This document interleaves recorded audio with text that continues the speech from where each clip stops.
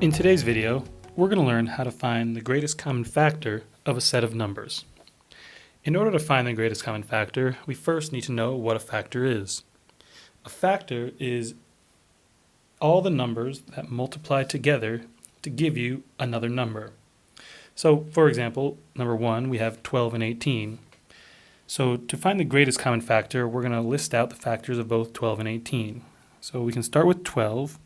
And like I said, a factor is any number that can multiply together, or factors are all the numbers that multiply together to give you that original number. So for 12, we have to think of all the numbers that you can multiply together that will equal 12. So when listing out factors, you can always start with 1 and the number itself. So we can put 1 here, and then we can leave some space for our other factors and write 12 over here. So 1 and 12 are a factor set because 1 and times 12 equals 12. So let's list out some other factors. We also have 2 and 6. And then our last two are 3 and 4. So those are the factors of 12. 1, 2, 3, 4, 6, and 12. So let's list out the factors for 18. Remember, we can always start with 1 and the number itself. So we can start with 1 and 18. We also have 2 times 9. So 2 and 9 are factors. We also have 3 and 6. So those are the factors of 18. 1, 2, 3, 6, 9, and 18. So now, let's circle all the common factors. Well, we have 1. We also have 2. We have 3. No, 12 has 4, but 18 doesn't. And we also have 6. So those are all the common factors. So to find the greatest common factor, we just pick the largest of those. In this case, that would be 6. So the GCF, or greatest common factor, of 12 and 18 is 6. Let's try number 2. We have 8 and 16. So again, we want to list out the factors of both 8 and 16. So let's start with 8. Remember, we start with 1 and the number itself, so 1 and 8. Then we also have 2 and 4. And that is it for 8. It's just 1, 2, 4, and 8.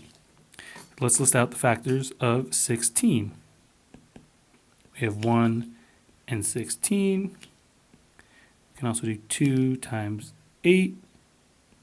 And then we also have 4 times 4. Because 4 times 4 is 16, we only have to list it once. So the factors of 16 are 1, 2, 4, 8, and 16. So again, let's circle our common factors. We have 1. We also have 2, 4, and 8. So all of the factors of 8 are also factors of 16. So the largest common factor here is going to be 8. That means that the greatest common factor of 8 and 16 is 8. So let's try these next two problems. For these, we have a set of 3 numbers, and so to find the greatest common factor, we're going to have to list the factors for all 3 and find the largest common one. So let's start with number 3. We have 15, 10, and 20.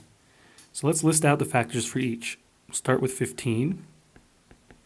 So we have 1 and 15. 15's odd, so we can't, 2 is not a factor, but we have 3 and 5. So the factors of 15 are 1, 3, 5, and 15. Let's now list the factors of 10. We have 1 and 10. We have 2 and 5. And that's it. 1, 2, 5, and 10. And it's okay if you leave a little extra space and you have open space like I do here. It's better to have too much space than too little. Now let's list the factors of 20. We have 1 and 20. We have 2 and 10. Make that look like a 10. We also have 4 and 5, and that is it. 1, 2, 4, 5, 10, and 20. So again, let's circle our common factors between all three this time. So we have 1, 10 and 20 both share 2, but 15 doesn't, so we can't circle that one. 15 has 3, but 10 and 20 do not, so we can't circle that. 5, they all have 5, so we can circle 5. And that's it. So our common factors between 15, 10, and 20 are 1 and 5. And so the greatest common factor, or GCF again, is going to be 5. So the greatest common factor of 10, 15, and 20 is 5. Let's try number 4. So again, we have three numbers here. We have 5, 7, and 21. So let's list out the factors for each, starting with 5. So 5 is a prime number, and that means that the only two factors that it has are 1 and itself. So we can list 1 and 5, and that's it.